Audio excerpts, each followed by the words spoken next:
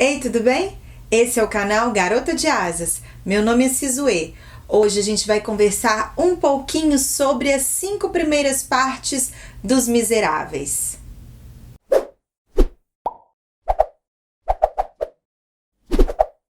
Os Miseráveis faz parte do meu plano de leitura 12 livros para 2017. Se você não assistiu esse vídeo, dá uma olhadinha no card que eu vou deixar. Vou dar uma roubadinha. Eu não vou ler ele todo sequencialmente no mês de fevereiro. Eu vou ler, vou parar um pouquinho para ler outras coisas e vou retomar em março, caso seja necessário. Então eu vou fazer uma adaptação, não dos livros que eu planejei pro desafio de 12 livros, mas uma adaptação dos tempos que eu estimei para cada um. Mesmo que eu leia 2 simultaneamente, eu acho que a gente vai de uma forma mais confortável desse jeito. Então, eu posso dizer que esse vídeo é o primeiro de uma sériezinha, não vou fazer uma série muito longa, mas de uma sériezinha dos Miseráveis, porque são tantas coisas para falar que não cabe falar num vídeo só. E eu talvez seja um pouco prolixa também. Eu dou umas cortadas, mas eu sempre acabo falando muito. Eu li as 5 primeiras partes desse livro.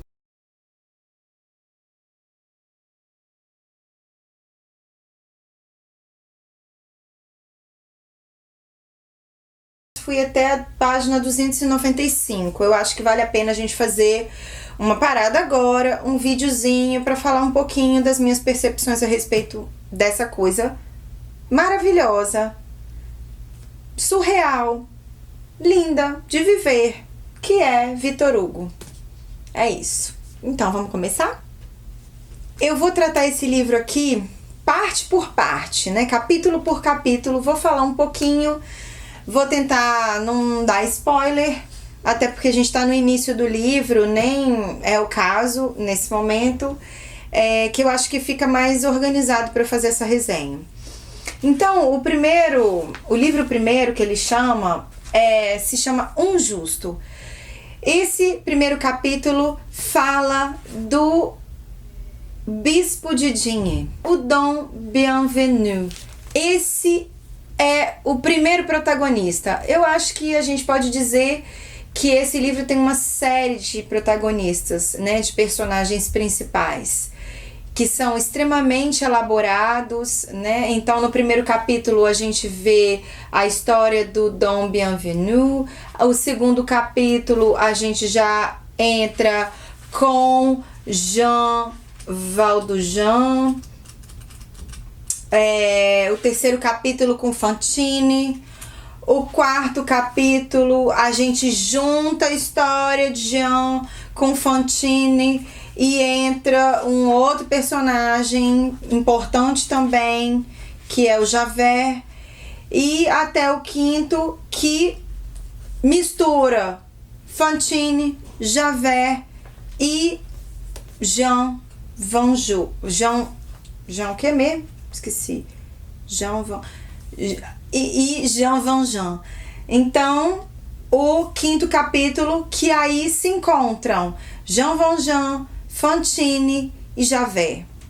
Eu vou falar sobre cada um deles. Então, Dom Bienvenu, ele é um cara um senhor que tinha sido uma pessoa, um galanteador, né? Um cara na juventude, namorador.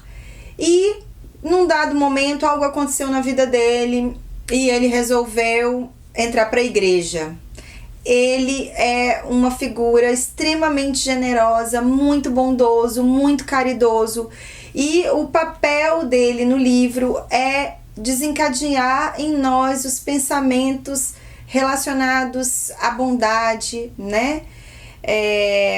Ele acredita muito na capacidade do ser humano de fazer o bem e de renascer, né, de se fazer diferente, né? Ele vivia com a irmã e uma criada, né? Essa irmã muito dedicada a ele, também muito devota. Então, eles são personagens que envolvem a gente nesse universo da bondade e da caridade. Esse livro começa em 1815 e esses 5 primeiros capítulos chegam até 1821. Então, em 6 anos, toda essa situação que está aqui ocorre, né? Então, todo esse relato inicial ocorre. Muita gente acredita que Victor Hugo escreveu esse livro dentro da Revolução Francesa, e não foi. A Revolução Francesa ocorreu entre 1789 e 1799, e esse livro se passa em 1815, a partir de 1815, como eu já falei. Lembrando que Victor Hugo era um cara muito engajado, muito consciente politicamente, e esse livro traz muitas questões políticas. Ele apresenta muito essas consequências aí da Revolução Francesa, né? E o que foi a Revolução Francesa?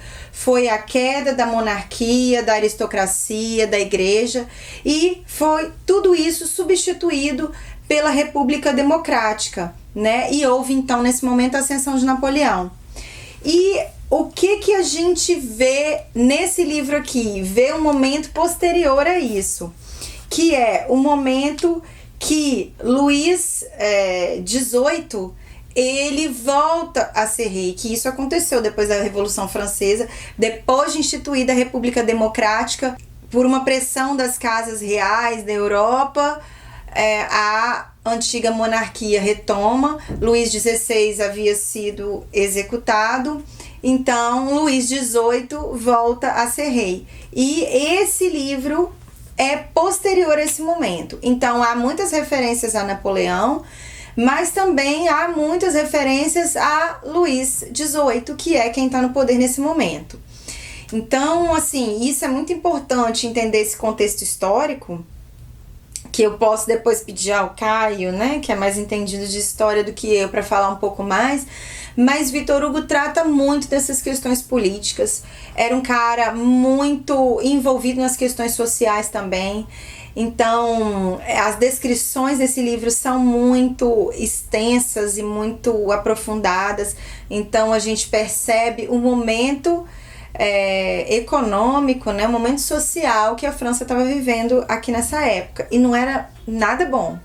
Também porque a abordagem dele é sobre os miseráveis, né? Então, Victor Hugo resgata aqui as pessoas que estavam à margem dessa sociedade, né? Então a gente vê um ex-presidiário, a gente vê prostituta, a gente vê pobre, né? Então é um relato onde os nossos protagonistas são os miseráveis dessa sociedade, né? E faz a gente pensar muito a respeito do nosso papel, né? Os, digamos, não miseráveis nessa recuperação dos indivíduos e, consequentemente, da nossa sociedade.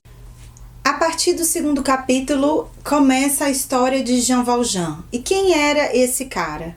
Ele era um rapaz, havia sido um rapaz muito pobre, que perdeu os pais, vivia com a irmã e ajudava a criar os 7 sobrinhos, filhos da irmã. Ficou tudo muito difícil, eles começaram a passar fome, passar necessidade, e ele quebrou a vidraça de uma padaria e roubou um pão. E com isso ele foi julgado a passar 5 anos nas galés trabalhando, né, submetido a trabalhos forçados. E desses 5 anos se transformaram em 19, porque ele tentou 4 vezes fugir e não conseguiu, era capturado e a pena aumentava. Quando ele vai relatar pra gente aqui o que estava acontecendo, né, quando o narrador passa a relatar a história de Jean Valjean, ele tinha 4 dias, há 4 dias sido libertado, né? Ele já tinha saído da prisão. Então, ele com os documentos, né, de ex-prisioneiro, estava tentando nessa cidade, a mesma cidadezinha do Bispo, Bienvenue, estava tentando conseguir dormir e comer, né, muito frio, muita fome, e foi escorraçado das hospedarias, aí pediu ajuda a uma família, a família também o expulsou. Então ele era visto pela sociedade como um marginal, né? Como um vagabundo, uma pessoa violenta, né? Que oferecia risco para essa sociedade. As histórias de Jean Valjean e Bienvenu se cruzam no momento em que Jean pede abrigo na casa do bispo.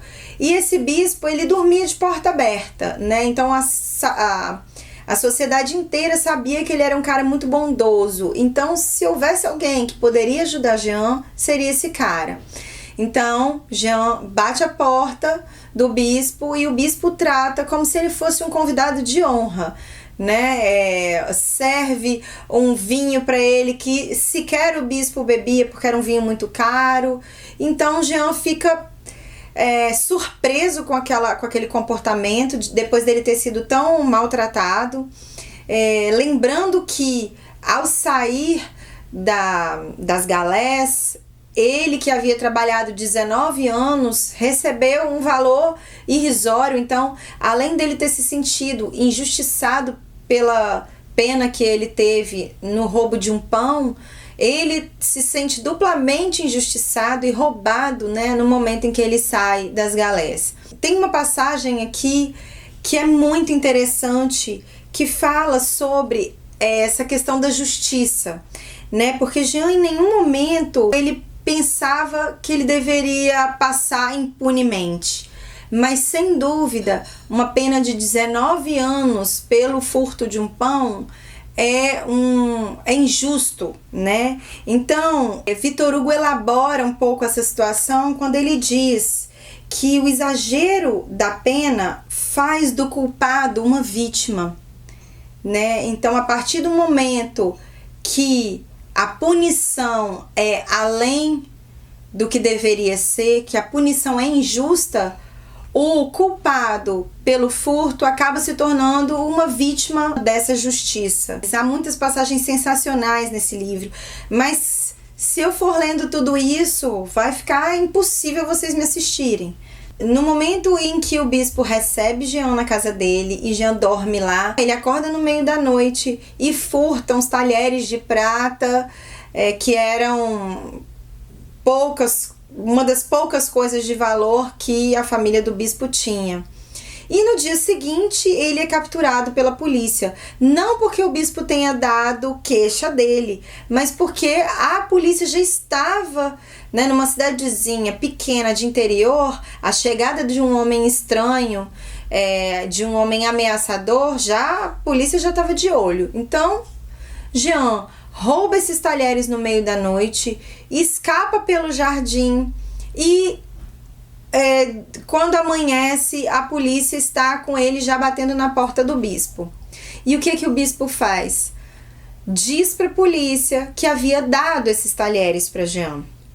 E, inclusive, entrega 2 castiçais de prata para o Jean e fala assim: olha, tá aqui, você esqueceu isso aqui para trás. Então a polícia fica de queixo caído, pergunta se deve soltá-lo. Claro, deve, ele era meu convidado ontem, diz o bispo, e eu dei esses objetos para ele. E fala para ele baixinho, né? Fala para Jean: isso é para você recomeçar sua vida. Pense bem, é a sua tábua de salvação. É o seu momento de mudar. E o que Jean faz? Se transforma, né? Passa a ser outra pessoa. A gente vai ver isso já no capítulo 4. No capítulo 3, quem aparece? Fantine.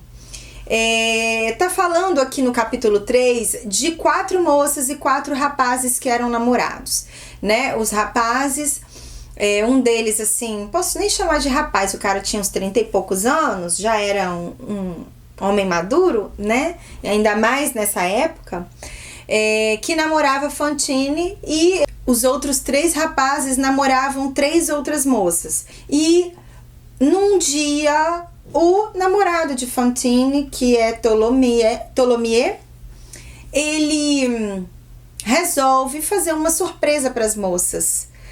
E eles passam um dia maravilhoso, depois vão jantar num restaurante E as moças, eu creio, imaginando que seriam pedidas em casamento ou que ganhariam grandes presentes. O que acontece? Os 4 caras fogem, vão embora, deixam uma carta dizendo que já deu pra nós. Esse tempo de namoro foi suficiente, tô indo pra casa de papai e mamãe, beijos meninas. Entretanto, Fantine tinha uma filha, né? Ela era mais linda, era mais recatada, era mais doce das 4, só que ela já tinha tido um relacionamento de marido e mulher, né, com Tholomyès, e aí ela foi abandonada com a filhinha dela para trás. E aí começa o calvário de Fantine, que são os 2 capítulos seguintes. Essa edição da Kozak é uma edição que vem com notas de rodapé. E essas notas são super importantes, porque Victor Hugo tá o tempo inteiro referenciando políticos, referenciando artistas. Então ele contextualiza muito e coloca o tempo inteiro, menciona o tempo inteiro essas pessoas que fizeram parte da história. E nesse capítulo aqui, em que ele fala desses casais, é mitologia o tempo inteiro. Ele menciona, 25 vezes algum ser mitológico para fazer comparações com os acontecimentos e com a beleza e com as ações, né? Então, eu acho que Victor Hugo gostava muito de mitologia, viu? O narrador é um caso à parte. Eu, sinceramente, acho que nunca me deparei com um narrador como esse. Esse narrador, ele é um cara que é como um personagem. Ele é onipresente, obviamente, porque ele tá narrando pra gente tudo que tá acontecendo, então ele tá em todos os lugares, mas ele não é onisciente. Às vezes, ele se questiona, o que será que fulano viu na gaveta, né? Ou outros momentos ele fala assim, discordo completamente do que o bispo fez. Então, ele se coloca no livro meio como um personagem, meio como um leitor, né? Então é muito interessante a forma como esse narrador se encosta na gente, né? E passa a ver o livro e ver os acontecimentos como um espectador, como a gente também tá vendo. Então esse é um jeito muito peculiar que Victor Hugo trouxe para esse livro.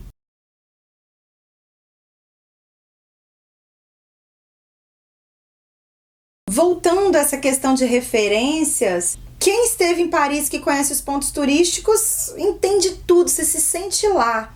Ele também fala a respeito de moda, né? Fala do vestuário, de como o cabelo das mulheres estava mudando nessa época, como os homens se vestiam, como é que os chapéus, o que cada tipo de chapéu de aba maior ou menor representava dentro daquela sociedade. Então, a gente se sente vivenciando isso. Há momentos, preciso confessar, tipo 15 páginas listando o que estava acontecendo naquele momento na França. 15 páginas. É muita coisa. Não que seja uma leitura pesada, não é. Eu comecei a ler e, né, voei. Eu comecei a ler e voei. Mas a gente sente assim, a gente que está mais habituado às coisas mais ágeis dos tempos de hoje, parece um pouco desnecessário, mas um pouco desnecessário para a história, mas não irrelevante assim para os conhecimentos gerais que ele traz para nós, né? No capítulo 4, eu fiquei definitivamente chocada com esse título. Confiar é por vezes abandonar. Eu não sei, cara, tá falando de que tipo de confiança? Porque esse capítulo aqui, ele trata da Cosette, que é a filha de Fantine. Cosette tem 3 aninhos e ela foi deixada pela Fantine sob os cuidados do senhor e da senhora Thénardier. Eles tinham um albergue numa cidadezinha do interior e exploraram Fantine, né? E Fantine, se vendo obrigada a deixar a filha para conseguir emprego lá na cidade onde ela estava, para onde ela estava seguindo, ela deixou a filha para trás. A filha era super maltratada, né? Depois disso, Fantine explorado porque tinha que mandar o dinheiro para que eles cuidassem da menina, e a menina ficou adoecida, né? Emagreceu, perdeu a vida. Ela era escrava da casa, limpava a casa aos 5 anos de idade, comia debaixo da mesa junto com os cães, sabe? Então, assim, foi um capítulo que apertou meu coração. E apesar de fato, Fantine ter motivos para deixar a filha para trás, a gente pensa, putz, que merda, né? Ok, Fantine segue para a cidade onde era o objetivo dela chegar, né? Que era uma cidade onde ela tinha vivido quando era bem novinha. E lá, o que tinha acontecido? A cidade vivia numa pobrezinha, né? E aí chegou Jean Valjean com pouquinho dinheiro, mas teve uma ideia brilhante que transformou a economia da cidade. A cidade trabalhava, eu acho que com pedras, pedrarias, e estava em falta, e Jean Valjean começou a trabalhar com outro tipo de produto, de material, e a indústria daquela cidade se revigorou, ele ficou rico, a cidade também enriqueceu, e aí começa a grande transformação, né? Ele passou a se chamar Madeleine. Então, as pessoas não sabiam quem era Jean. Ele não precisou apresentar documentos porque ele salvou de um incêndio a filhinha de um político, blá blá. Então, é como se fosse o renascimento de Jean com outra identidade. E Fantine foi parar nessa cidade e passou a ser funcionária dessa indústria que Madeleine, Jean, tinha montado. Esse cara, né, o Jean, passou a se tornar muito bom, muito caridoso. Então, o dinheiro que ele conseguia, ele construía hospital, construía escola, ele cuidava dos doentes, ele construiu asilo. Ele era um cara rico, sim, mas primeiro priorizou o bem-estar das pessoas. A indústria era um espaço justo, né, de qualquer pessoa que tivesse necessidade de trabalhar conseguiria achar emprego nessa indústria. Então, como se fosse a ascensão de Jean Valjean, que ele passa a ser reconhecido pela sociedade e acaba assumindo um papel, meio a contragosto, mas assumindo um papel politicamente importante na cidade. Daí, quem que surge? Surge Javert. Javert era um policial. Esse policial já bateu o olho em Jean, Madeleine, e esse cara tem alguma coisa de estranha. Qual era a personalidade de Javert? Javert era um cara também muito justo, muito caridoso, mas muito duro, muito, né, um cara que não se interessava por mulheres, que seguia à risca o que era o certo, né? Então a gente não pode julgar que essa perseguição de Javert a Jean fosse algo errado. Na verdade, o policial tinha uma desconfiança a respeito de um homem sem passado, né? E essa desconfiança era procedente. Então, não existe aqui um herói e um vilão. Apesar de um tá perseguindo aquele que a gente admira, né? Que se transformou, que tá fazendo bem, a gente não pode julgar o Javert como um cara mau. Ele não era mau. Fantine também escondeu um pouco do seu passado. Então, nessa cidade, ninguém sabia que ela havia tido uma filha, Cosette. Só que Fantine ia quinzenalmente nos correios lá e fazia uma cartinha. Não, ela escrevia porque ela só sabia ler, não sabia escrever, né? O tabelião ou a pessoa lá escrevia carta para ela e ela enviava para ter notícias da filha. E a sociedade ali, a vizinhança, as pessoas não sabiam que ela tinha uma filha. Essa é aquela coisa, né, de sociedade fofoqueira. Importante que Victor Hugo aqui aborda diversas virtudes, mas também diversos defeitos das pessoas, né? Então, um dos defeitos é a intromissão, a fofoca, e isso acabou prejudicando muito Fantine, porque ela estava conseguindo trabalhar, juntar dinheiro, e já estava na perspectiva de buscar a filha dela, mas o que ocorre? Descobrem que ela é mãe, solteira, não tem marido, e demitem ela da indústria, né? Ela perde o trabalho, ela tinha se endividado, comprando móveis pro quartinho onde ela morava, e aí se vê também vítima ali daquela situação de estar devendo, não ter dinheiro para pagar e de não ter emprego por uma questão tão injusta. Ela atribui a Madeleine, que é o Jean, essa crueldade, né? Apesar de Jean nem saber que isso está se passando.